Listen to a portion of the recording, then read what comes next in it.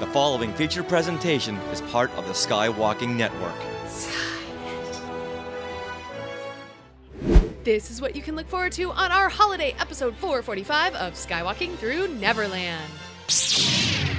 So the book, A Christmas Carol, was first published on December 19th, 1843.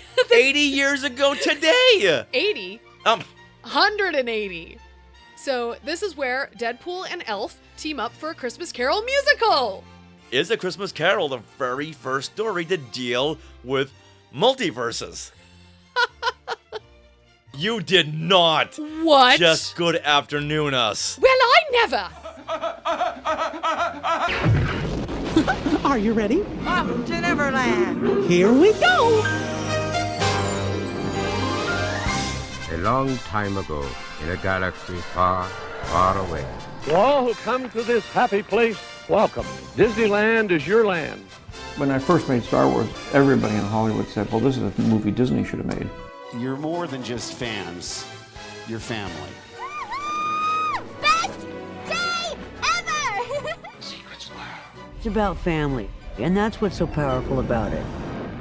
Hey. When you use a bird to write with, it's called tweeting.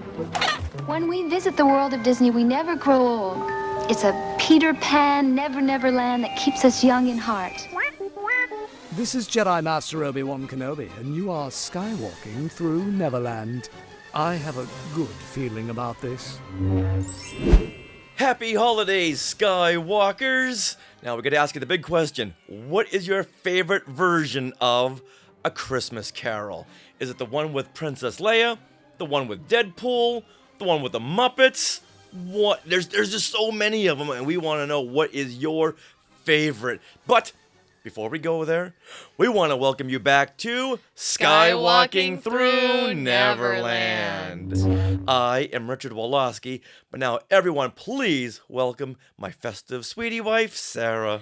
Yay! I am ready for the holidays. I'm ready for Christmas, which is what we celebrate in our house. But Merry Christmas, Happy Hanukkah, Happy Festivus, Kwanzaa, Happy Life Day, Kwanzaa. To everyone else listening, today we're going to focus on A Christmas Carol, though, and I'm so excited. So, we are your enthusiastic podcast destination for the many decades of your Star Wars, Disney, and Marvel, and pop culture fandom. So it's time for your weekly Wookiee hug and a little sprinkle of pixie dust for our family of Skywalkers. And now we are live on the Skywalking Through Neverland YouTube channel. So if you haven't already, please subscribe for notifications. And subscribing to the channel really helps us. So thank you for those of you who are already subscribed. If you're looking for something to get us for the holidays, subscribe. Take your friend's phone and subscribe. Just subscribe, and that'll be one of the greatest gifts ever. That's right. Of course, peace, love, and understanding comes in up top as well. Peace, love, and understanding, and subscribing to the YouTube channel. There you go. All right, now in this episode, we are talking about A Christmas Carol. So first, we are going to delve into the history of A Christmas Carol. Then we're going to explore its pop culture impact. And also along the way, we're going to tell our history or our favorite versions of A Christmas Carol and rank them. Yeah, we even have your comments as well. Yes, so many. Thank you for... So over 50 comments we got on this. This is a big hot topic. Yeah, the first 20 minutes, 50 comments. I know. So apparently y'all got a lot to say about A Christmas Carol. Yes. Now, we are being sponsored by Small World Vacations, and they are a diamond-level Disney vacation planner travel agency and can help you book your trip to a Disney park around the world. And best of all, their service is free. Yep, free of charge. So head over there to smallworldvacations.com today and tell them Skywalking Through Neverland sent you. Or whisper Skynet. Yeah, okay, shh. Now, we are recording this from Long Beach, California on December the 19th, 2020. 2023. Oh my gosh. Yeah. Time. Stop. Yes. Stop time. Please, please. And this is going to be our last episode of the year Mm-hmm. because we're going to spend some time with family and friends. Yeah. Then come back with 2023. A look back on 2023 and beyond. And look forward to 2024. Yes. Yes. Our year-end wrap-up. Mm-hmm. All right. Well, before we do that, Richard, though, what happened today in Star Wars history? Well, I'm so glad that you asked because 46 years ago today, 46 years ago, on December the 19th, 1977, Mark Hamill guest starred as Luke Skywalker on NBC's The Bob Hope All-Star Christmas Comedy Special. If you were born in the 60s or early 70s, you grew up on these holiday Christmas specials. Now, Bob Hope, he did one every single year. I never understood his humor. Yeah. Because it was just so, there were a lot of innuendos and stuff for the older people. But this time, in 1977, he had Luke Skywalker on. How awesome. This was fantastic. And who else was a guest star on this episode? The Muppets. And wasn't Olivia Newton-John Olivia on as well? Newton-John there. Yeah, this is Oh my gosh. pre-Grease too. Yeah. Oh, wow. Oh, wow. Yeah. Interesting. Yeah. Oh yeah, she was a big pop star Wait, before Grease. Pre-Grease. Pre-Grease. Oh, you said pre-Grease too, but I think you meant TOO. Oh. Like pre-Grease. This was pre-Grease I as well. I will never make a reference to Grease 2, okay? Oh, Just come know on, that going Michelle in. Pfeiffer. The guy is so cute. Come on. Yeah, okay. You have to see it when you're like a teenager girl. Yeah, apparently. And you never were. No, I was never a teenage girl. Well, the day is young. But okay, let's get back to the Bob Hope All-Star Christmas Comedy Special.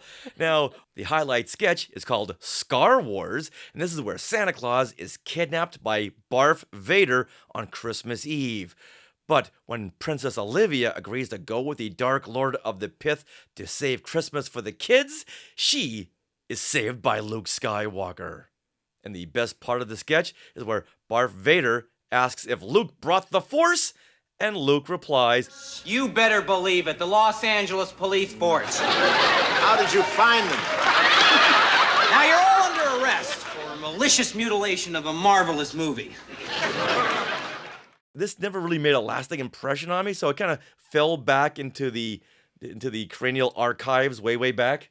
Okay. And I kept confusing this with Donnie and Marie. I can see that because it's very similar vibes. Very much so, Yeah. yes. The very corny sketch. Yeah. And so I kept thinking, we had no internet to refer to, no YouTube. So I kept thinking, wait a minute, Luke Skywalker was on the Donnie and Marie show. But I know in some pictures we see Donnie Osmond as Luke Skywalker, but no, Mark Hamill was on the show. And it wasn't until YouTube came around like 15, 20 years ago where it's like, oh, I was wrong. Yeah, you were messing that up in your head. Yeah, I didn't have today in Star Wars history to refer to. Yeah. Okay. Well, now we do. Yes. And now we have YouTube as Yes. well. So, okay, one last thought on this. Okay. When Darth Vader asks what the charge is, because Luke Skywalker just called in the Los Angeles Police Force, Mark Hamill says, for the malicious mutilation of a marvelous movie. That's the charge. That's the charge? Yeah, because Bob Hope's like, hey, you're arresting me, what's the charge? Oh, I see. So you charge him with the malicious Yes. mutilation of a marvelous movie. Next time we see Mark Hamill, we got to work that in somewhere. See if he remembers at all. Yes. One more thing. Oh, okay.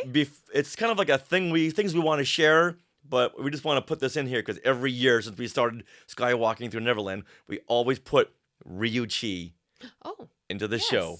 All right. Now, this was the song that we heard on the Monkees Christmas episode. In the very end, the four guys, Mike, Mickey, Peter, and Davey, do this a cappella version of this Spanish Christmas song, Ryuichi. I love it to tears, and I love sharing it with all the Skywalkers. So let's get into our Christmas Carol episode with this rendition of Ryuichi. Ryuichi la guarda ribera, Dios guardó el lobo de nuestra cordera. Dios guardó el lobo de nuestra cordera. Ryuichi la guarda ribera, Dios guardó el lobo de nuestra cordera. Dios guardó el lobo de nuestra cordera. El lobo rabioso la quiso morder, mas Dios poderoso la supo defender.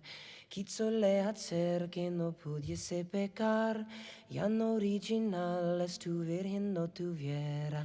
Riu, riu, shiu, la guarda rivera. Dios guardó el lobo de nuestra cordera. Dios guardó el lobo de nuestra cordera.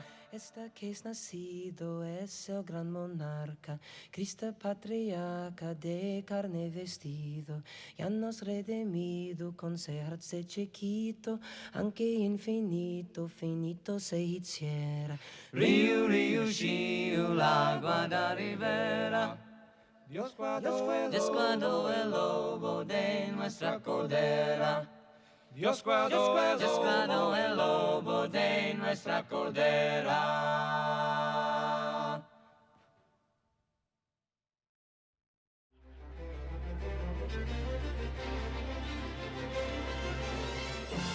For this episode, we tossed around so many ideas. What should we do for a holiday-themed episode?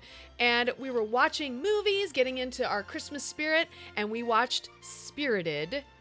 And that's when we realized that we should do something around A Christmas Carol.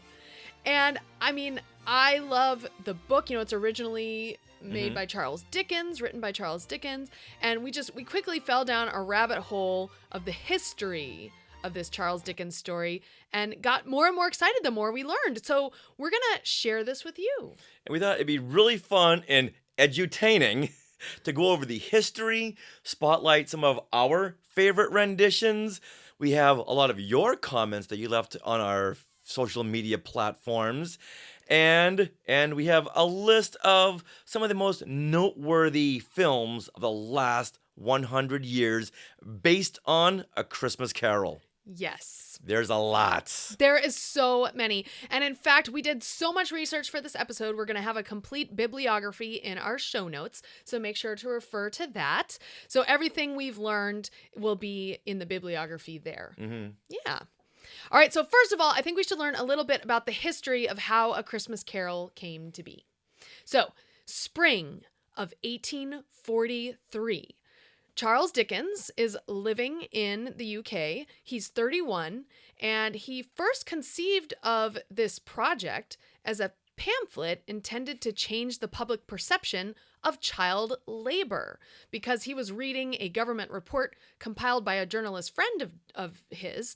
And he was also visiting factories in the north of England, which are really more like workhouses where people lived and worked, including children. They worked like 12, 16-hour days. They lived in these squalid, horrible conditions.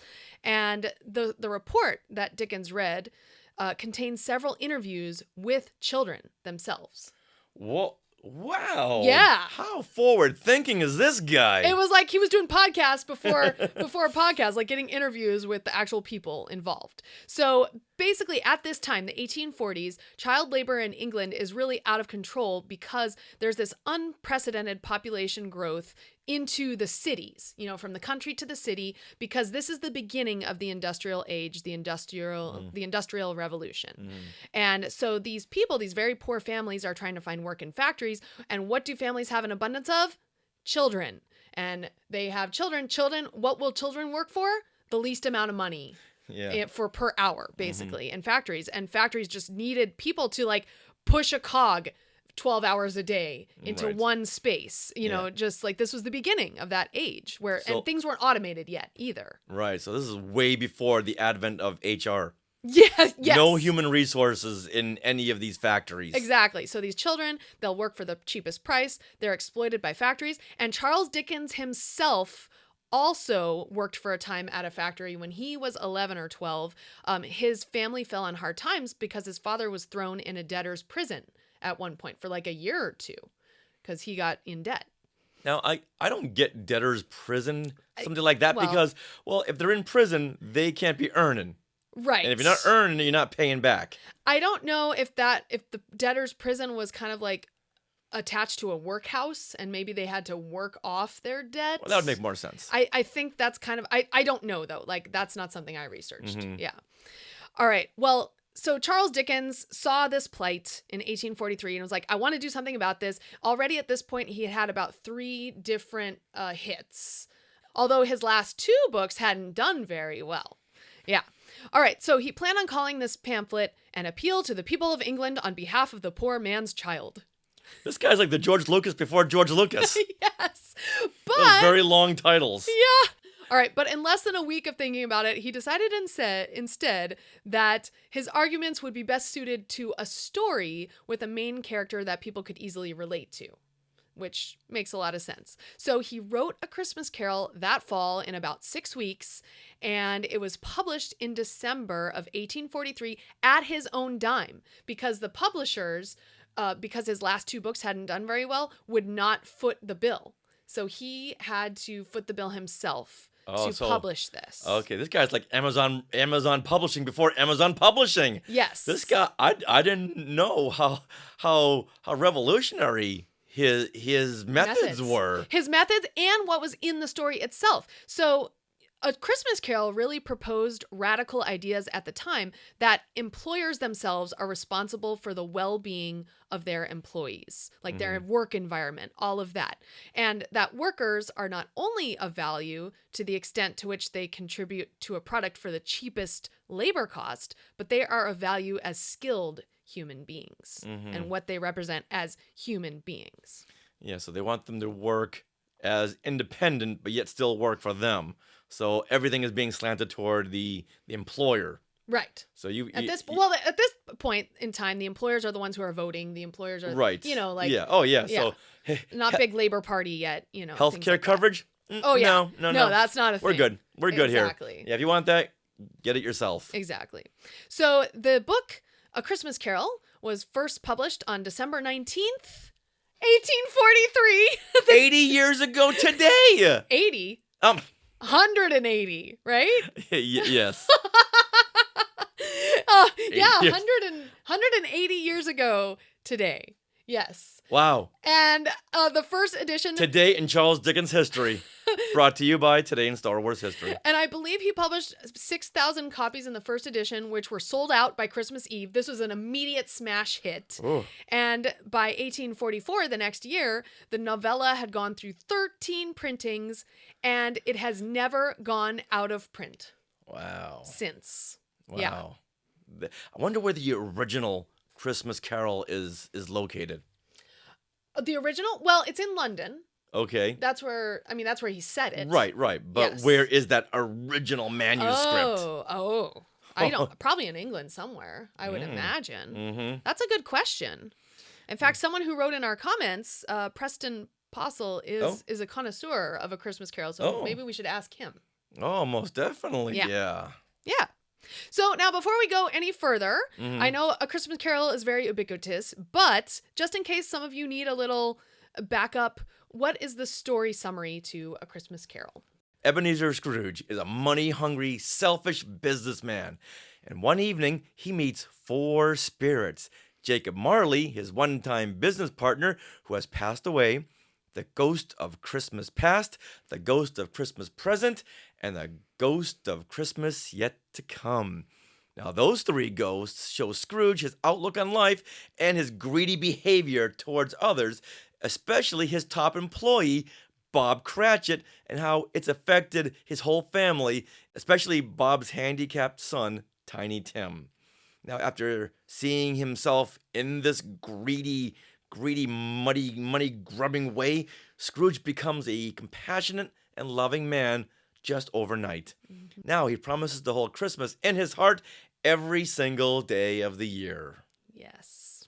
Isn't that nice? That is nice. And it's a big journey for Ebenezer Scrooge. Oh, yeah. Dark side of the light side. Yes. Now, there are like over 100 versions of this tale that have either been told in poetry or in opera or in ballet Movies, or TV shows, TV. TV specials of the week, musicals, video games, animation. Right now, we're going to bring up our favorite versions, our history with A Christmas Carol.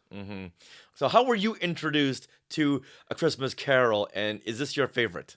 Okay. So I was introduced to The Christmas Carol. Now, I am not sure if I've ever read the book, but I feel like I have, because a lot of times I'll hear phrases while watching different versions of A Christmas Carol, and I'll be like, that's from the book. So I must have read the book, but it's like so back in time that I don't remember when I first read it. However, the one I really remember, and this is really funny, it is 1978's Rich Little's Christmas Carol.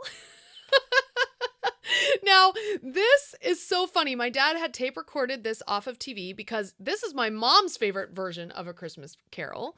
And when he tape recorded it off of TV when it aired in 1990, and I know this because of the commercials that are on our version of it. A lot of commercials for like Home Alone and Goodfellas. No, there's this one for like bottled wine, and it begins, "Love in the 90s. It could be better than you think." And it's like for like bubbly wine or something. But this is a super funny version of A Christmas Carol with Rich Little playing every big part. And for each part, he does impressions of mostly people that were famous and well known in the 1970s. For instance, Scrooge himself is Rich Little as he's playing W.C. Fields. Okay, now I don't know who W.C. Fields is, and when I was a kid, I didn't know half of who these impressions were. You're showing your age. I am. So who's W.C. Fields? Is he a drunk? He's a drunkard character, very much in the Laurel and Hardy era, those kinds of characters, Abbott and Costello. He's the big drunkard who never liked kids. Okay. Get away, kid, you bother me. Okay, perfect. Well, yeah, he makes a lot of reference to like adding booze to like his gruel at the beginning and things like that. Yeah, he's got a big red nose. Yeah. Now, okay, who shows up on a bunch of Christmas specials in the 70s, Richard? Is it my favorite comedian, Paul Lynde? Yes, it is. So here, Rich Little does an impression of Paul Lynde, who plays Bob Cratchit. Cratchit, what are you doing, jumping up and down like that? I'm doing a new dance. It's called freezing and shivering. Staying alive, staying alive. So Bob Cratchit is Paul Lynde. Why did he just get the real Paul Lynde? And then Fred, cousin Fred, or is it nephew? Nephew Fred is Johnny Carson. Johnny Carson. Yeah. Okay. I gotta tell you, it is really cold in here. How cold is that? It's so cold. Are you ready? Are you ready for this? It's so cold. I saw 2 cockroaches with jumper cables trying to get a mouse started. You showed this to me a while ago. Yes. And I know Rich Little was considered the best of the best back then. Oh, Jeff Caffrey says this. Oh. Rich Little was the best back then. Okay, well, I thought it was funny. And in fact, he even does an impression of Edith Bunker as Mrs. Cratchit. Let's get the food on the table. But, Mother, the food is on the table. Oh, so it is. It's so little. And Jacob Marley, who famously in the book kind of like gives a ghostly like, whoa. Well, Richard Nixon is Jacob Marley, so he does his little. Do you believe in me or not? No. Expect the first when the bell tolls 1. The second 18 and a half minutes later. Forget about it. They'll never let me forget about those 18 and a half. Like, I didn't know what that was as a kid, but I just thought it was funny. And I think my favorite was the ghost of Christmas Present is Columbo. Who are all these people? Oh, I'm sorry, sir. I forgot you've never been here before. This is the home of your assistant, Bob Cratchit. That makes sense. Yeah, every one of these has got that personal niche to them. Yes, it really They're not does. just like a straight character. Like Edith Bunker, you know her because of her high squeaky voice and Archie. Yeah. And Paul Lynde, everyone knows Paul Lynde and W.C. Fields. I would love to see an updated version of this kind of impressionistic A Christmas Carol, because it would be just completely now they'd be doing TikTok people impressions. Yeah, exactly. We'd be going, who? It's like watching Dancing with the Stars. Like, who are they now? Yeah. Now, I love this version, even though as a kid I didn't get many of these impressions references, but it's very tongue-in-cheek. It's very well done. Like, just down to the sets are cute. They have the old-timey costumes. And Rich Little just has this nice twinkle in his eye the whole time that I was totally drawn to as a kid. So that's my favorite. Okay. At least until last year. Oh. Okay, Yes. well, let me do mine. Okay, let's do then yours. You can do yours. Hold on. This just in from your mom. Oh, okay. The original manuscript For of A Christmas Carol. is at the Historic Morgan Library and Museum in Manhattan. What?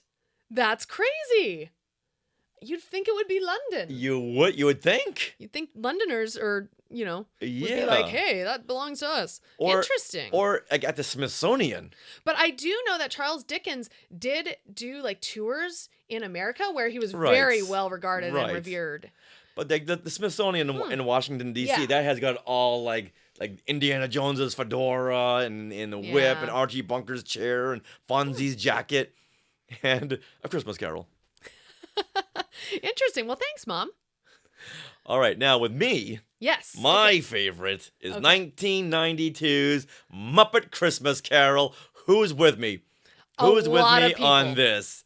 Now, this is the first rendition I ever remember seeing. Really? Okay. Yeah, I gotta admit, I really wasn't that literary growing up. Okay. So, Like the opposite of me. I like read every book I could, get my hands on. and when I maybe had seen A Christmas Carol somewhere, it just appeared too dark, Okay. and the ghosts weren't like Casper.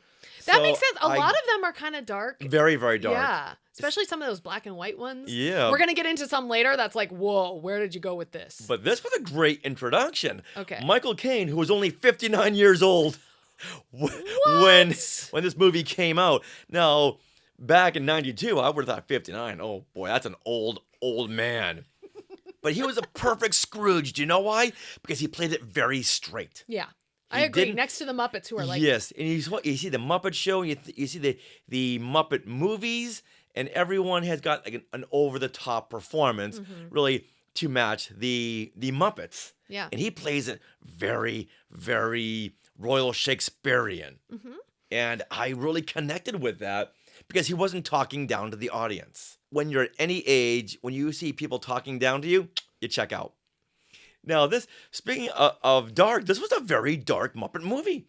You look at the Muppet movie, The Great Muppet Caper, Muppets Take Manhattan, very light films. This was very dark, but at this stage of my life, I like the dark. okay. And so that was How old another are you? way. Oh, 92. So you were Yeah, like in I your was 20s I was almost? 23. Yeah. Mhm. Oh my gosh. Okay. And this movie felt very real, like a real movie, aside from the singing cows and vegetables and horses and rats. This felt like a real movie, and it was shot like a non-Muppet movie.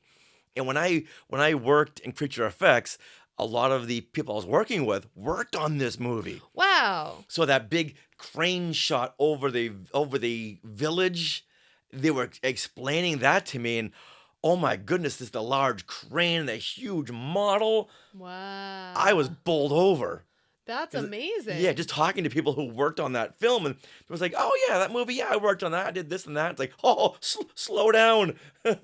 Yeah, I need a podcast now. Uh-huh. And the different Muppeteers and how they had you have these little small puppets, and they had to really crouch down and hide inside boxes to make these small mice work. And Rizzo the Rat, too? Rizzo the Rat.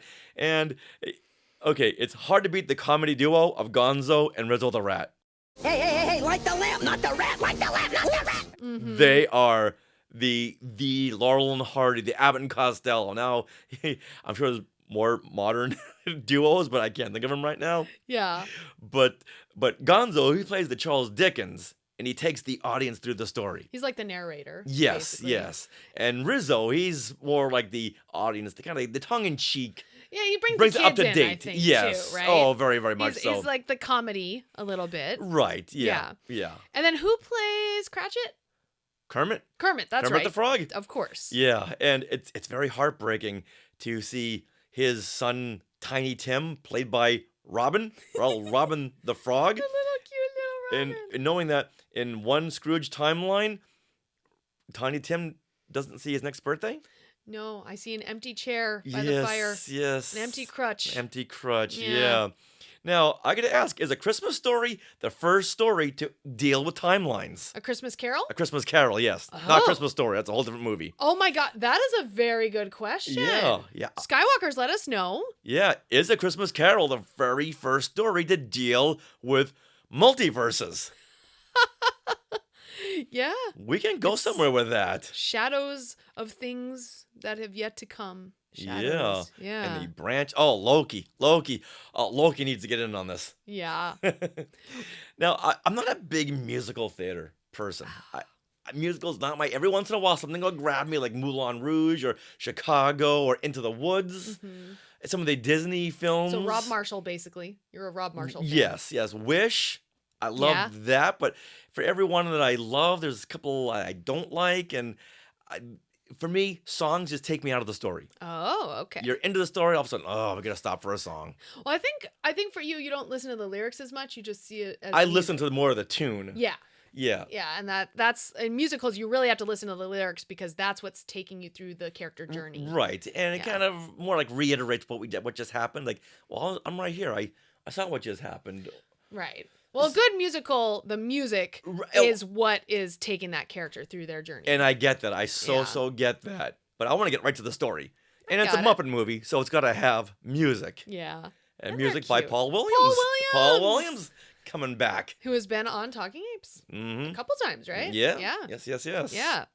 So that would be my favorite rendition of A Christmas Carol. Okay, Meredith Duckworth is chiming in. She says that Michael Caine was determined to treat Muppets as actors. Oh. Which makes a lot of sense. And I feel like he did an incredible job. He has a great turn in this story. Like, I was crying by the end. Oh, he was fantastic. He was fantastic. Yeah. Yeah.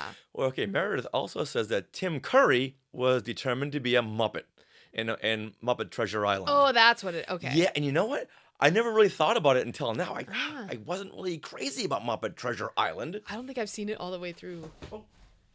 Oh, yes? Speaking of which, I worked the Muppet Treasure Island screening. What? And look. What is this right here? This, how did you have this? Here, it happened to be right here behind me. The world premiere, and there's me dressed as a pirate with Kermit and Miss Piggy. Wait, so this is your ticket in? Like your Yeah, lantern? I was working the event. Oh, so you were a pirate. I was a pirate. Working the world premiere. I forget what I was doing. Oh my God. Maybe just work in the room. Funny. But I just happen to have that right here. Look at that. Do we still have that jacket, right? Oh, I still do? Yeah. Yeah. That jacket was given to me by the costume department from Full Moon Entertainment. Wow. They had just done their own version of Treasure Island. Oh my God. And I don't know why they gave this jacket. This jacket's a big, wool, beautiful jacket. Oh, it is. It's still holding up today. Yeah, got it right here in our costume room. Yeah. I'm sure they gave it to me. If not, it's yours now. Yeah. But yeah, go see one of those full moon pirate movies. You'll see that jacket. Oh my gosh. What are the chances I got this like right behind me? That's crazy. I don't think I've ever seen that before. Wow. I left it there just in case we had this discussion. There you go. Everything here is like in arm's reach. Well, Meredith thinks that that's amazing and awesome. Well, good. All right, now I think we both agree on a next favorite version of A Christmas Carol. Yes. Okay. And that would be Spirited. Last year, Spirited became neck and neck with Love Actually as my favorite Christmas movie. Oh, hold on. I got to drop this mic somewhere because, Okay. I think Love Actually, it has to go on top. Because it's so quotable. And nostalgic. Right. Right. But Spirited, so like you are not as into musical theater stuff. I freaking love musicals. If something is a musical and I didn't know it, I'm like, woohoo, I'm there. I just love a good turn of phrase. I love a good This melody. explains your whole passion towards Rogers the Musical. Yes. Yes, it does. Like, if you're a musical person, you are a musical person, and you know this. So I'm a musical person. When we put on Spirited, we didn't even know what it was. We just saw a Christmas-looking movie on Apple TV Plus, which we happen to have. So we're like, let's try it. And immediately... Oh, Meredith, you did not. Meredith, you did not. What? Just good afternoon us. Well, I never. And for those who don't know, in Spirited, a good afternoon is like an FU. Yep. In 1840s London. Yes. Yes. Now, having seen, kind of jumping ahead here, don't come right back. Yeah. Seen a straight version with Patrick Stewart. Patrick Stewart. Yes. Yeah, they keep saying good afternoon, good afternoon. When good Fred afternoon. is wishing him Merry Christmas, and he's getting more and more aggravated, Scrooge, he just keeps on saying good afternoon. Good afternoon. Good afternoon. He says it like 3 times in a row, increasingly more frustrated. And so that's where that song was born so from. The Like, that's writers amazing. on Spirit is like, Yeah. that's good. That's Yeah. good. I love that. We're gonna use that. That's a good phrase to use when you want to just turn someone away and insult them. Yes, it's amazing. Okay. So let me explain Spirited. So this is where Deadpool and Elf team up for a Christmas Carol musical. Need I say more? No. But seriously, I really had no idea this related to a Christmas Carol when we first put it on. And to my delight, it follows the Christmas Carol narrative from the point of view of the ghosts. I'm your ghost of Christmas present. La la la la, I'm not watching your dramatic re-encrapment. Hey, I'm haunting you. You can't just run away from me when I'm haunting you. Hello? I believe he can be a positive force for mankind. And he's got his hands all over everything. Yeah, I wish. Maud, are you texting HR? No. People don't change. We got a runner! That's just fun to watch. I'm here to change him to being a more positive force for humanity. Clint. Now, as far as I know, this has really never been done. And it's a musical, so what could be better? So Will Ferrell and Ryan Reynolds are, the main characters. Will Ferrell is the ghost of Christmas Present, but he's also a leading member of this spiritual industry that is built around redeeming one person every year at Christmas. So the spirits have created this place where in January they pick their perp, the person they're going to change. They research their lives throughout the year, and then they prepare a Christmas Eve haunting of that individual, complete with their past, present, and future ghosts and musical numbers for every beat of the story. Why are they singing? Oh, because this is a musical. What is? All of this. The actor life. I had a feeling. Aw, come on, really? What's so fun about this is that this musical picks up right when they have just redeemed someone, and then they have to pick their next perp for the year, and so they pick Ryan Reynolds. And he's the owner of an ad agency that weaponizes social media for his clients' gain and his profit. So already he can reach a lot of people, but he's doing it for bad. So how's he for different profit. from everybody else out there on social media? Yeah, really. But what's cool about this story is it's not only Ryan Reynolds' redemption, but it's also about Will Ferrell's story and overcoming his fear of being human again. Because apparently if you're a spirit and you've done your time as a spirit, you can then request to be human again. And so they even take a side turn into Will Ferrell's past, which is how they end up in 1840s London. Right. Which is super fun. And that's where they sing this whole song about good afternoon, good afternoon, good afternoon. It's so cute. The songs and performances are absolutely just top notch. They're so delightful, and it's laugh out loud funny, but it's poignant at the same time. Like Octavia Spencer plays Will Ferrell's love interest in this. So the ghost of Christmas Present has a love interest, and it's amazing. And Will Ferrell is really drawn to Ryan Reynolds this year because they are both irredeemable. Yeah. That means that's someone who just cannot be turned. Yeah, which is a song in there. Yeah.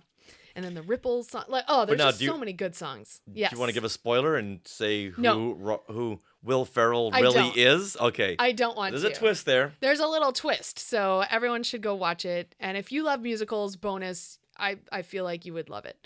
But some people don't like it, and we understand.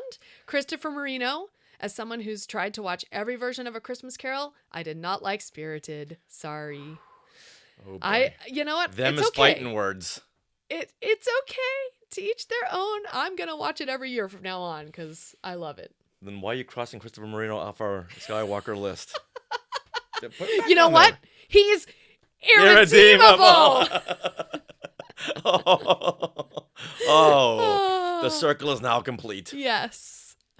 Okay, now like we mentioned, we did watch a lot of Christmas Carol versions this past week. Yes. Richard, do you want to mention? Some good, a lot good, but there was one that really stuck out because it was really bad. At least to both of us. Yeah, it was horrible. And this is 1988's Scrooged with Bill Murray. Yeah. I hated this film when I saw it in 1988, and I had not seen it until a few days ago when we were doing our research. Yes. And guess what? It doesn't hold up. Not whatsoever. It's very hard to get through a story with an actor that you like so much. He had just come off of Ghostbusters, and we loved him in Stripes and Meatballs, and here he was, a character that we just didn't like. There was nothing good about him. And it's very hard to go through a story with a very non-likable character. He makes Ebenezer Scrooge look like Mother Teresa, and that's how overboard they go with his studio portrayal. Executive character. Firing people the week of Christmas and destroying their lives and making them work on Christmas Day. Okay, but Christopher Marino's got fighting words for us. Oh. Good afternoon, he says. Christopher Marino.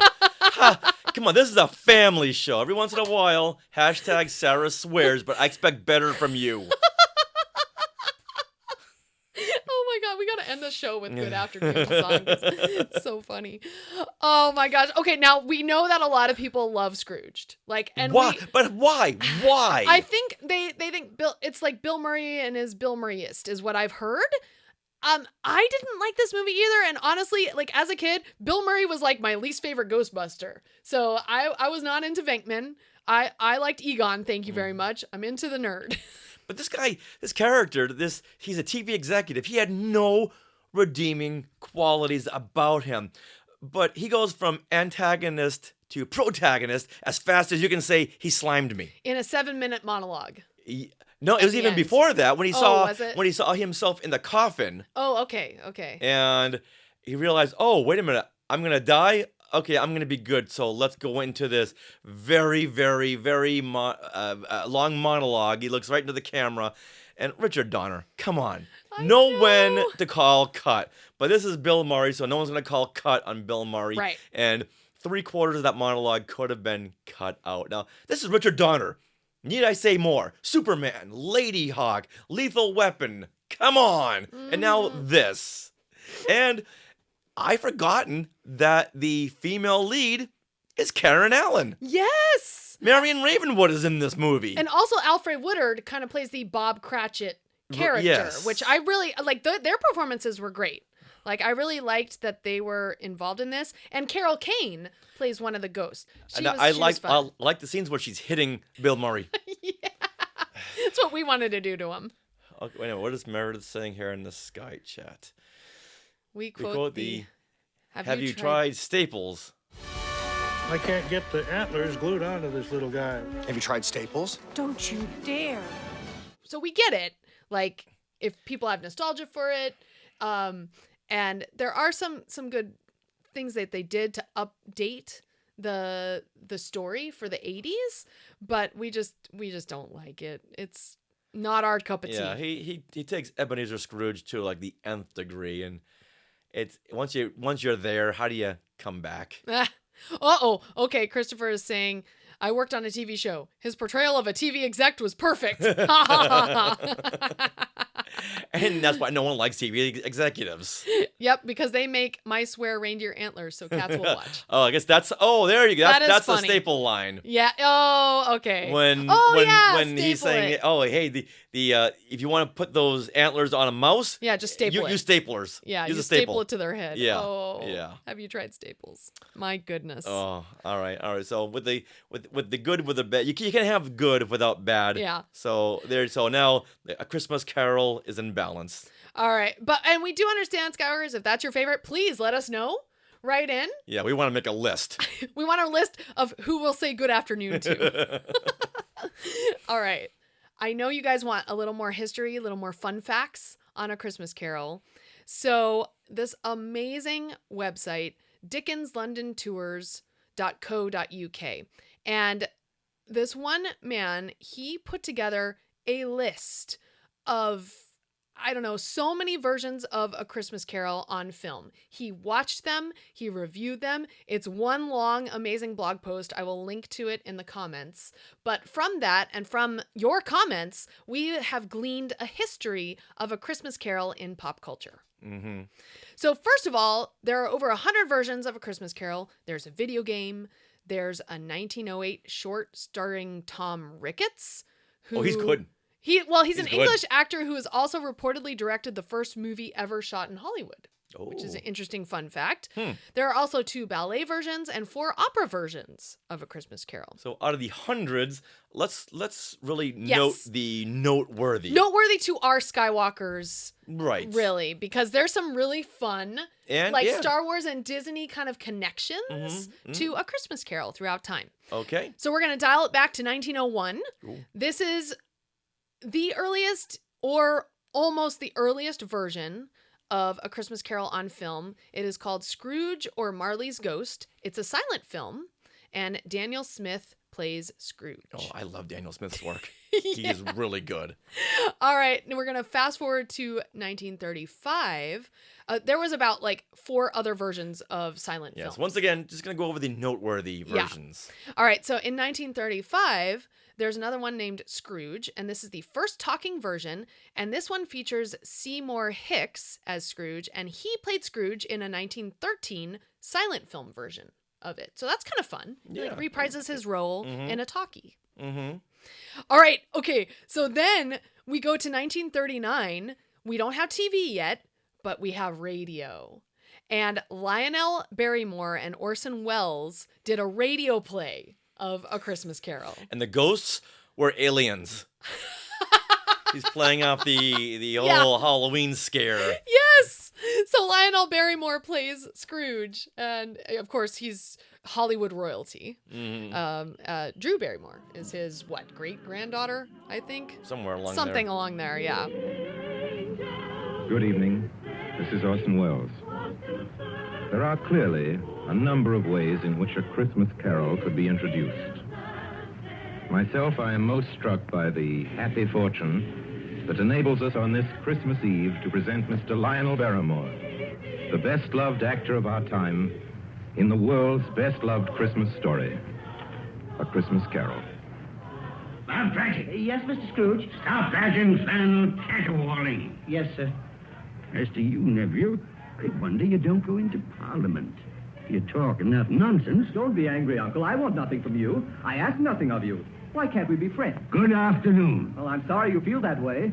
I've tried. A Merry Christmas to you, Uncle. Good afternoon. And a Happy New Year, too. Humbug.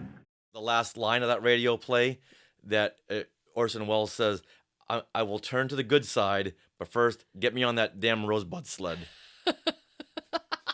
Nice. Now, we may be making that part up. Yes. Okay, so 1949, there's a version called The Christmas Carol, and it's narrated by Vincent Price. Oh, this is a classic. Yeah. This is a classic. Vincent Price has got one of those voices that just demands he has voiceovers for everything and narrations and whatever you can get that man to speak, let him speak. Yes. Put him on the Brady Bunch. Just let him speak. Yeah. For a man who had been out of practice for years, Scrooge gave a most illustrious laugh, the father of a long line of brilliant laughs. And Scrooge dressed himself all in his best, and at last got out into the streets, wishing everyone he met a Merry Christmas. Then you go to 1951, and we have Scrooge, where Alastair Sim plays Scrooge. And now this one was mentioned by a couple of our Skywalkers as one of their favorite versions. It's also hailed as the best version by many of that generation. Oh, okay. Yeah. 1954 marks the first TV version of A Christmas Carol, and it's a musical brought to you by Chrysler. All right, I'm out. It's 60 minutes exactly. Gotta fit it all in. Take out the music, you get like a good solid 13 minutes. Yeah. There's also another 1956 version, TV version, and it was recorded live. It's called The Stingiest Man in Town. And because of this, it reminds me of Scrooged, because they put on a live version of A Christmas Carol. Yeah. Right? Huh. Yeah. Oh, that's a good fun fact. Yeah. Okay, so we have movies, we have silents, we have talkies, we have TV versions. Well, in 1962, we get an animated version. And this is the most truest form of A Christmas Carol, okay?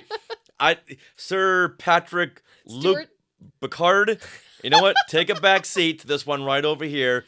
This is 1962's Mr. Magoo's Christmas Carol. This is the first animated version, the first animated on TV. Yep. Comes in at a good tight 60 minutes. It was on NBC. Yes. How else could you do A Christmas Carol than with a guy who sounds like Thurston Howell III, who keeps bumping into things because he won't open up his eyes? That just screams, let me be in A Christmas Carol. And Mr. Magoo himself played Ebenezer Scrooge. Mm-hmm. Yes. And the songs were written by Jules Stein, who did the music, and Bob Merrill, the lyrics. And they were famous for having written Funny Girl music as well. Ringle, ringle, coins when they mingle, make such a lovely sound. 2 guineas and tuppence and threepence and bob make my ears tingle and keep my heart throb. Now, should we just stop there? Where do you go after Mr. Magoo's Christmas Carol? We are only in the 60s, and I think you really want to talk about this one, Richard, because this has a Talking Apes connection. Yes. Planet of the Apes connection. This is from 1964, Carol for Another Christmas, written by Rod Serling, who wrote one of the early scripts for Planet of the Apes. He wrote some early Planet of the Apes TV scripts. And he's also well known for creating what is it called? Twilight Zone. Yes. Or writing several episodes. Yeah, we used to see him all the time at DCA when he would go into the Tower of Terror. He'd be right there. Yeah. Okay, now what's interesting about this version is that it's not a straight retelling of A Christmas Carol. This one's got apes. No, it's actually conceived and paid for by the UN, the United Nations, to air on TV. And it has the Andrews sisters in it. It has a very spooky opening. And it's not set in England either. It's more set in the US. And it mentions war and statistics and what could happen to the world with the development of nuclear bombs. So it's almost it's updating to the society of that day where everyone was scared that nuclear war would wipe out the planet. And that's what he did for Planet of the Apes, brought the current day political landscape into Planet of the Apes. Now, spoiler alert, the Ghost of Christmas Future is the Statue of Liberty. Oh. And he finds him in the sand and the beaches of Malibu. Spoiler alert, that is not a real fun fact. Richard is making it could be. It could be. I haven't seen it, but all signs point to the Forbidden Zone in the Statue of Liberty. I'm just saying. That would be so awesome. That would be so funny. They did it. They actually. Damn you. Damn you. You blew it up. Damn you. You blew up Christmas. Oh, this. Where's the Planet of the Apes remake on this? Now that Disney has got Planet of the Apes, it could be coming anytime soon. Yeah. But I think this is a very astute retelling because back in 1840s, Charles Dickens wrote this tale to kind of show people, hey, this is what's happening in our society. Oh, yes. Let's change. So by updating it, Carol for Another Christmas, by updating it to tell, okay, this is what could happen to the world with the development of nuclear bombs. Let's change. It's very interesting. All right, moving on to 1970. Where we get a Star Wars connection. This version of Scrooge is a musical, Albert Finney plays Scrooge. But who plays Jacob Marley? Ben Kenobi? That's right. Sir Alec Guinness. Yes. I'm ashamed to say I haven't even seen this or heard of it until now. You can find most of these on YouTube, like straight up. You can watch the whole thing.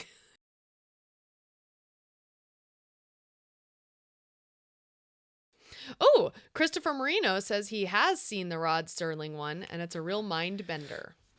Yeah. Wow. So then I have to mention the 1971 animated 25-minute version because Alastair Sim returns as the narrator. Now, if you remember that name, he played Scrooge in a silent version and the first talking version of this tale. And now here he's back to reprise, well, not reprise his role, but be the narrator for the 1971 version. Do you know who I wish would play Scrooge? Who? The Fonz. Has that ever happened, Sarah? Please tell me it has. Well, actually, Richard, it has. Well, I'll be gosh darned. In 1979, there was a version called An American Christmas Carol. Henry Winkler, fresh off This is at the Days. height of this Happy is the Days. height. I was going to say, yeah. The height of Happy Days fandom. Yeah. When Henry Winkler was at the pinnacle of pop culture. Yes, he plays Scrooge in old man makeup, very scary old man makeup. And this version, because it was called An American Christmas Carol, is set in Depression era New England. Oh, you really do hate me, don't you, Thatcher? No, sir. Yes, sir. I see it in those eyes every time we go out in the truck, making me out to be some kind of monster for taking what's rightfully mine. And so Henry Winkler plays miserly businessman Benedict Slade, and he's visited by three ghostly figures who resemble three of the people whose possessions he had seized to collect on unpaid loans. Oh, that's even better Yeah. than the Charles Dickens story. I know, right? Mm. Yeah, so be careful who you step on the way up. Exactly. So he has to face the consequences of his skinflint ways. And I believe he's in a mining town or something, and he refuses to reopen a big business that would give jobs to hundreds of people in the town. That's how the setup, basically. Oh, I like that. Yeah. But I just don't like the fact that they made him go, bah, sit on it. And then bang something and the Yeah. ghosts appear. Exactly, yeah. He'll bang on someone's door and the eviction notice will roll down. Yeah, they went a little too far with that. That's so funny. I'm just saying, they didn't have to go there. All right, let's jump ahead 4 years to 1983 with Mickey's Christmas Carol. Scrooge McDuck gets his spot in the spotlight. Yep. And still doesn't sound like Donald Duck. No. We went over this last time. Daisy doesn't sound like Donald Duck. Scrooge McDuck doesn't sound like Donald Duck. Donald Only Duck. Donald Duck has the quacky thing going Yeah, on. so it kind of takes it out of it when you hear Daisy and Scrooge talk. Yeah, well, Mickey plays Bob Cratchit. Goofy is Bob Marley. So cute. Tiny Tim and Mickey's kids, Mickey and Minnie's kids, they're like little baby Mickey and Minnie's, and they're so cute. Oh my god. I can't handle it. Now, in A Christmas Carol, Bob Marley's already dead. Yes. And Goofy plays Bob Marley. Do you know how the Goofy character died in this version? He fall off a ladder? He fell off a ladder. It was right there. It was right there. There's a setup and knocks it out of the park. Yahoo! Gorsh. Oh, I love it. All right, in 1999, we saw A Christmas Carol. Sarah, take it away. Oh, this has Patrick Stewart in it. Yay! And of course, he plays Jean-Luc Picard. This is the height of his X-Men. Not in this movie, though. Not in this movie. No. This is the height of his X-Men career, too, as Charles Xavier. And now here he is in A Christmas Carol. Now, Patrick Stewart himself has famously done one-man plays of A Christmas Carol on stage. So he was ready to play this role. This was a TV movie put on by the Hallmark channel. Yeah. But there's another Star Wars connection here. Richard E. Grant. Yeah, so we got Star Trek and Star Wars. Yeah, right from The Rise of Skywalker. So Richard E. Grant plays Bob Cratchit. Oh my gosh. It's so amazing. And there's a moment in here that brings me back to a really funny episode of Star Trek The Next Generation. Mm-hmm. And it's where Patrick Stewart, Jean-Luc Picard, goes back to his family vineyard, and he and his brother start laughing in the vines. And here in A Christmas Carol, when Scrooge has turned and become good again, basically he realizes light side. He realizes he's not dead. He didn't die. He's not in a grave, and it's Christmas morning. Well, he starts laughing, and you just got to hear this laugh.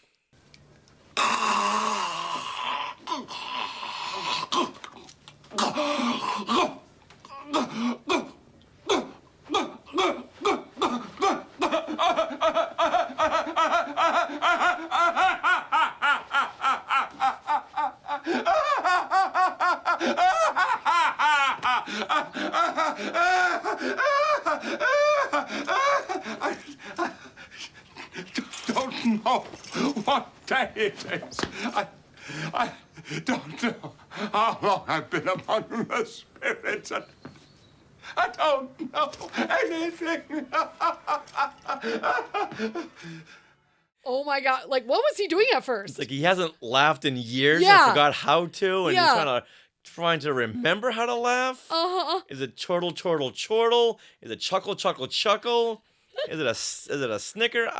I don't know, but seeing him go through the levels of laughter. Yeah, it was hilarious. I loved it. But I think he did an excellent job with the acting in this one. I really liked this version. I want to see one with he and Albert Finney and Alec Guinness. Oh, yeah, no kidding. And Henry Winkler and Mickey Mouse. Okay, but you know what we haven't had What? is a woman play the Scrooge character. Oh, all right. Let's step into this generation. Okay, so in 2000, first of all, I have to thank Instagram Astro Tabor for bringing us in mind of this one. So Michael Tabor mentioned in 2000 there was something called A Diva's Christmas Carol.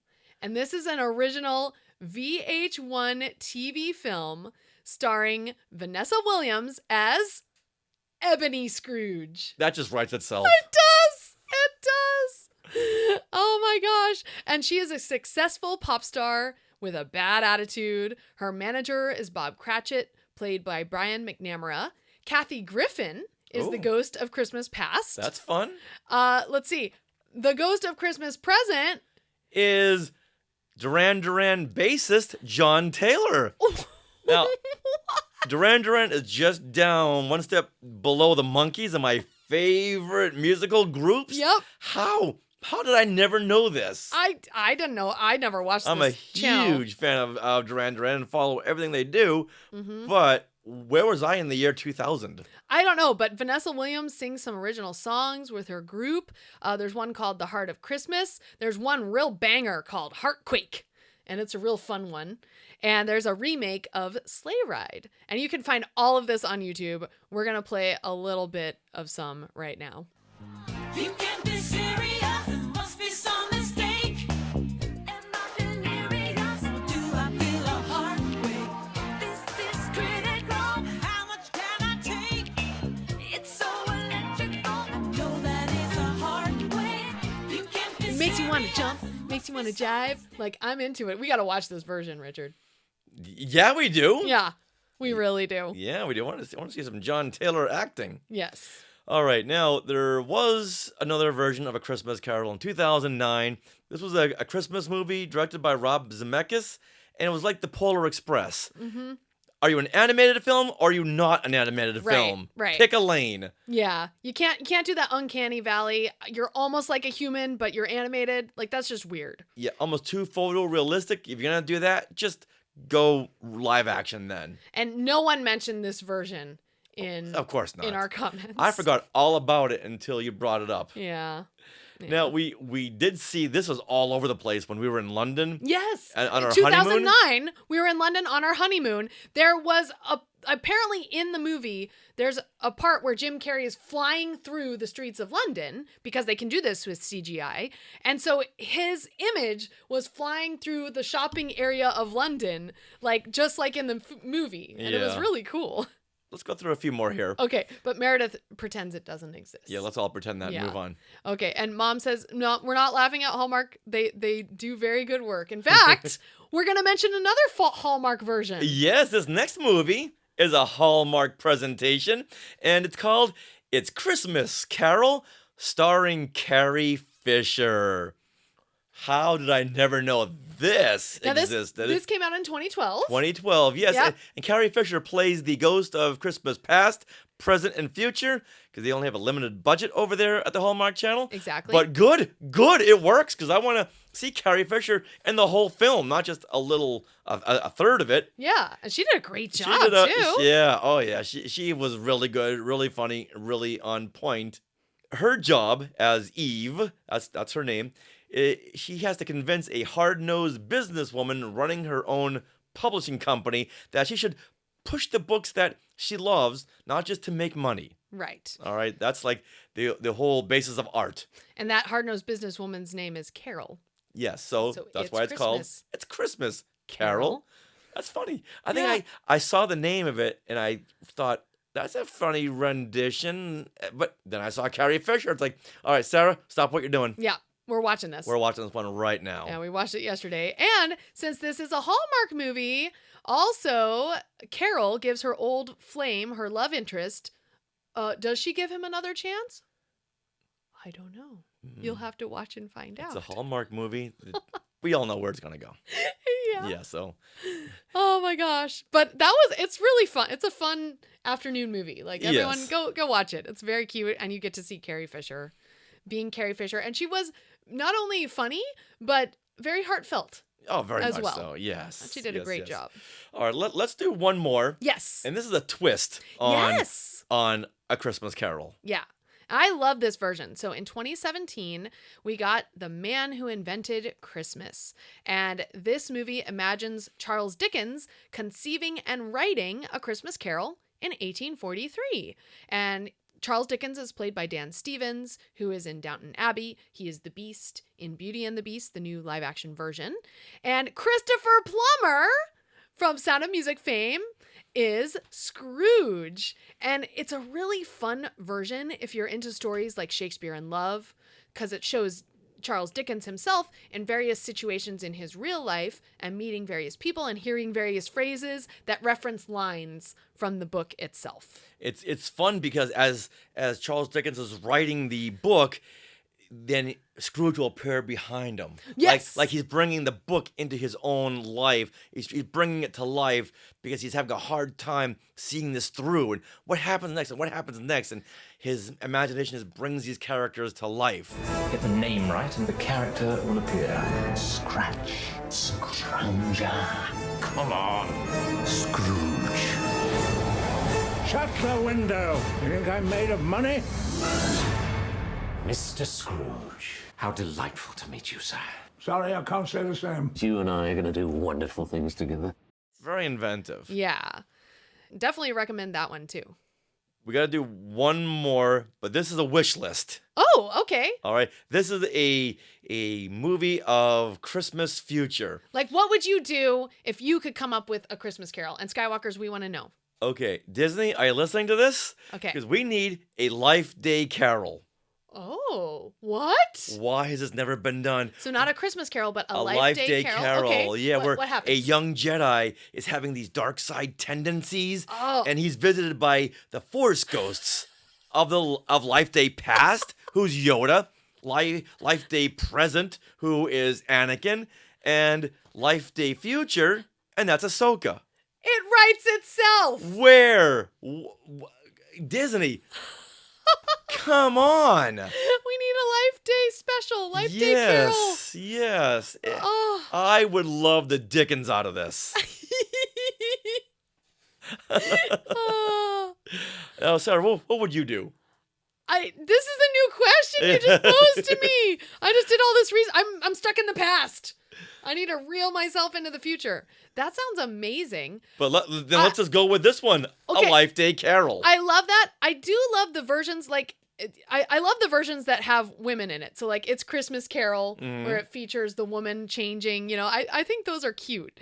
So I feel like I would do something where it's more either female focused or maybe a kid is having a bad attitude and needs an adjustment or something. I don't know. I can see Julie Andrews doing the same thing that Carrie Fisher did and playing all three ghosts.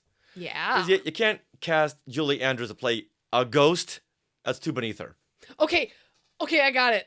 All right, are you ready for this? I am now. Okay, this is going to be A Princess Diaries 3. All right? So, Princess Mia Thermopolis has grown and she's gotten a little curmudgeon-y and a little set in her ways, and she's let the kingdom kind of fall in disrepair.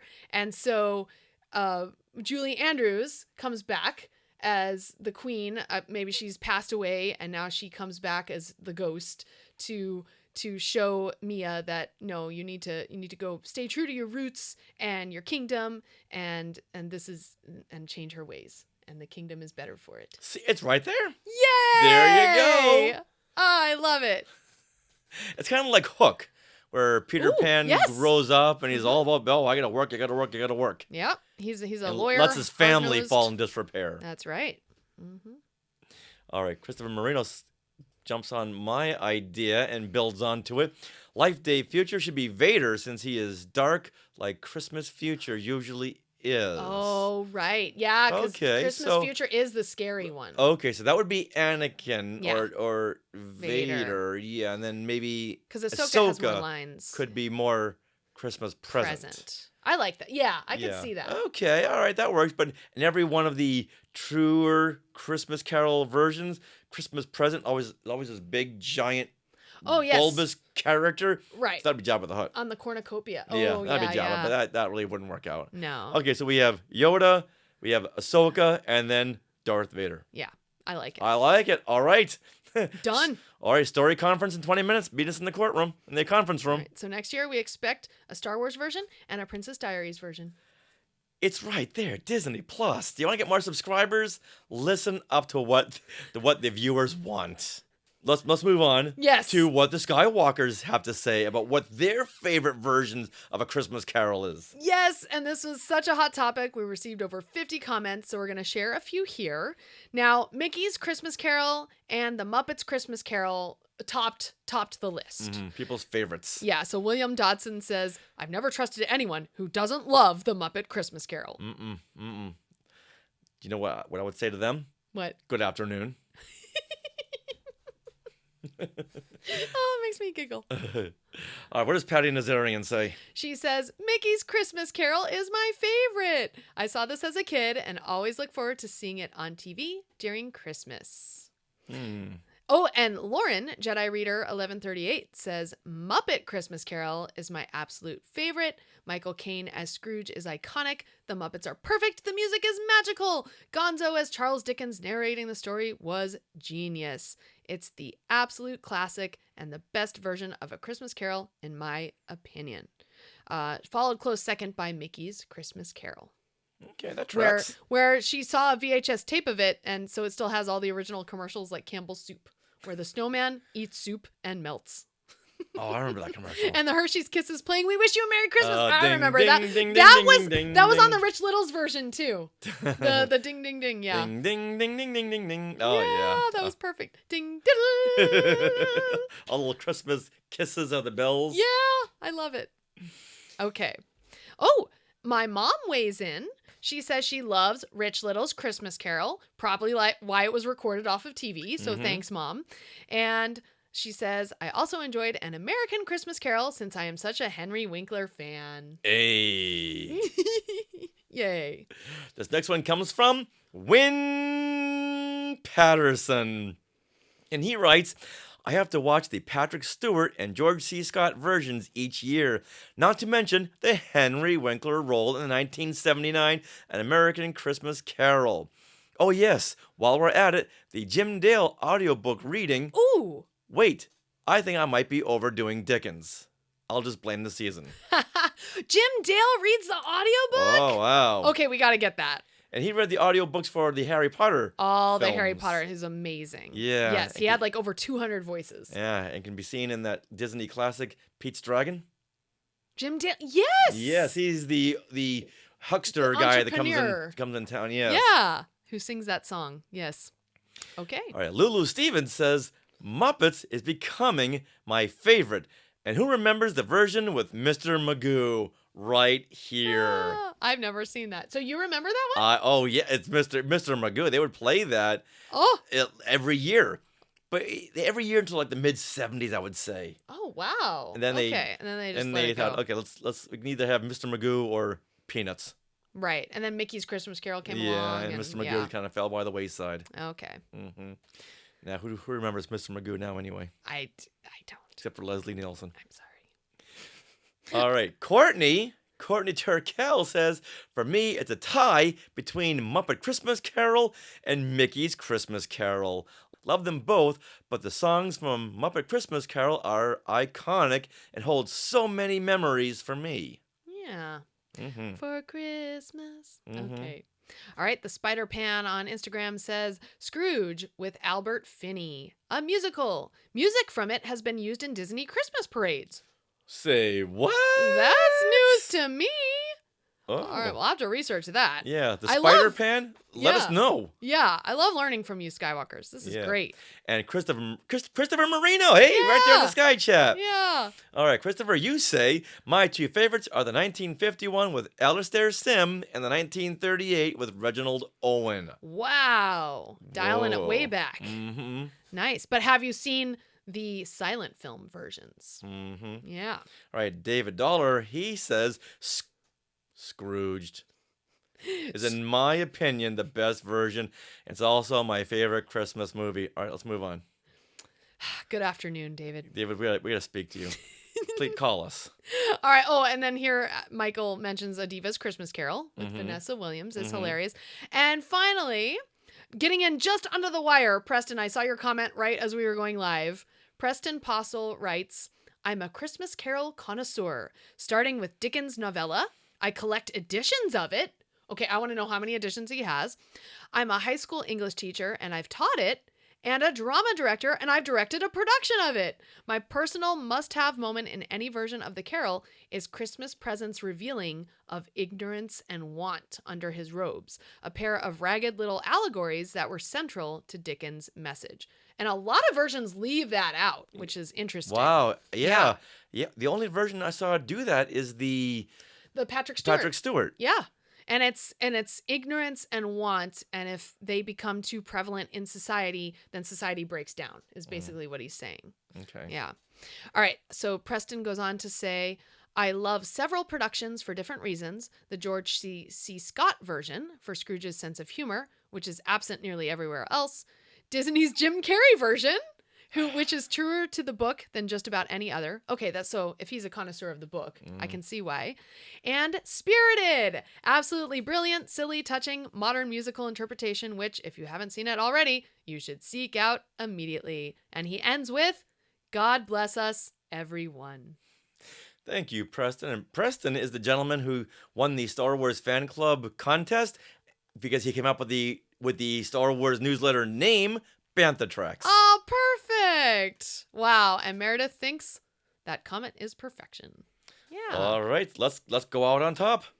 Absolutely. All right, so Skywalkers, we still want to know your comments and your favorites of A Christmas Carol. Yeah, and did this podcast episode inspire you to watch any of these versions? And we want to hear your comments about that too, because I know we're going to seek out some immediately. Yeah, that Diva one? Yeah. Yeah, that's going to be played tonight. Yep. Shout-outs, Skywalker shout-outs. Which Skywalkers get props from here in Neverland? Who was tweeted out? Shout-out. Who was photoballed? Shout-out. Who was shared a post? Shout-out. All right, Skywalkers, so every month we like to shout out the Skywalking Force. That's our Patreon, who support us, and we can't thank you enough for doing so. So let's start off with Anthony Kakias, Blessed Cheesemaker, Bryn McKinnon, Carl Fox, Chickafant, Christopher Marino, Courtney Turkel, Dan Boris, Darren Irvine, Dave Kerwin, Don Glover, Garrett Sessions, Glenn Stein, Jennifer Cole, Jeremy and Heather Hunt, John Liang, John Zancanaro, Julie Caruana, Julie Gildersleeve, Cato Toby Ryder, Kelly Turkel, Laura Bryce, Leanne Nelson, Lisa Berry, Meredith Duckworth, Yay. Michael Corbett, Michael Nip, Mike Ward, Nancy Steinman, Patrick Pine, Patty Hammond, Patty Nazarian, Peter and Norma Heitman, Reynold Gobey, Scott Carmichael, Scott Hume, Terry Lee, Wesley Meekums, and Wynn Patterson. Thank you to the Skywalking Force. Can't thank you enough for all that you do. We bought these new microphones because of the support you've given us and being able to support all the podcasts on the Libsyn server. Yep. And also, we just sent out our Christmas cards to you all. Everyone who's a member of the Skywalking Force. So if you did not receive yours, make sure your address is updated or reach out, please, because we sent them last week, so they should have come, unless you're international, which I believe 4 of you are international. So hopefully you'll get those by the new year. Well, that wraps up episode 445 of Skywalking Through Neverland. We want to thank all you Skywalkers for weighing in during our live recording just now and putting the comments in all of our social media platforms as to what you thought of A Christmas Carol and your favorite versions. Thank you.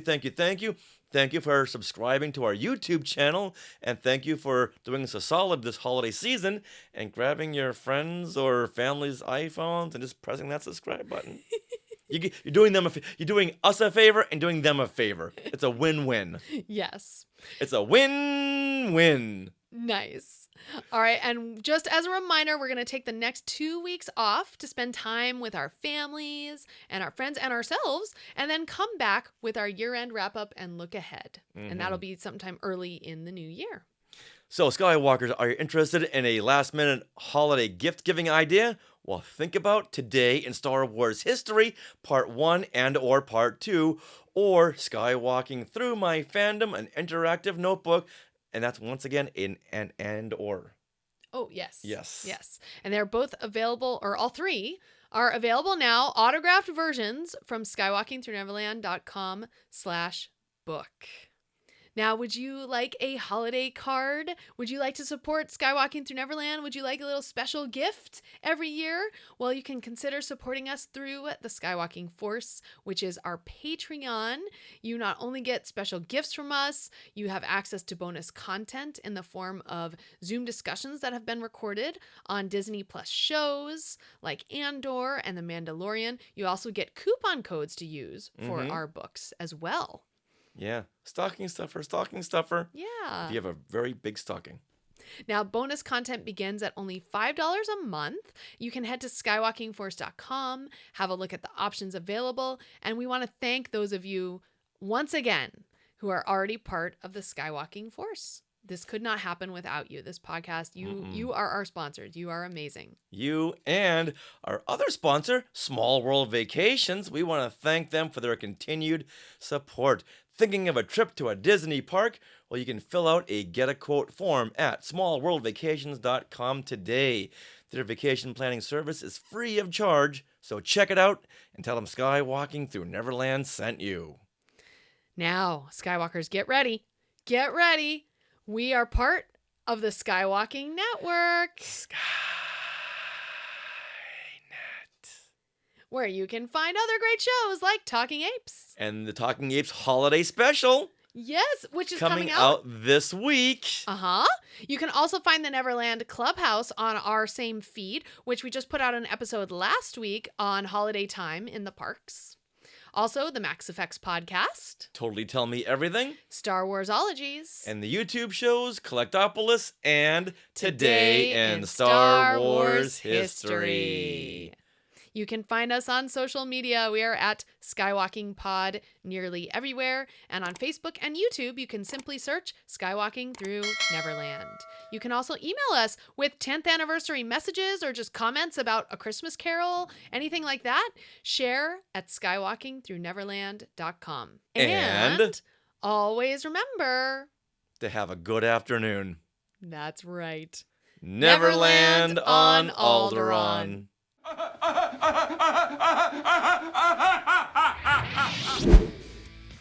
Hey, look at those names to the left. They are part of the Skywalking Force, our Patreon. Become a producer yourself and check out all the Disney Plus themed bonus content available depending on the level you subscribe. Become a member of the elite Skywalking Force at skywalkingforce.com.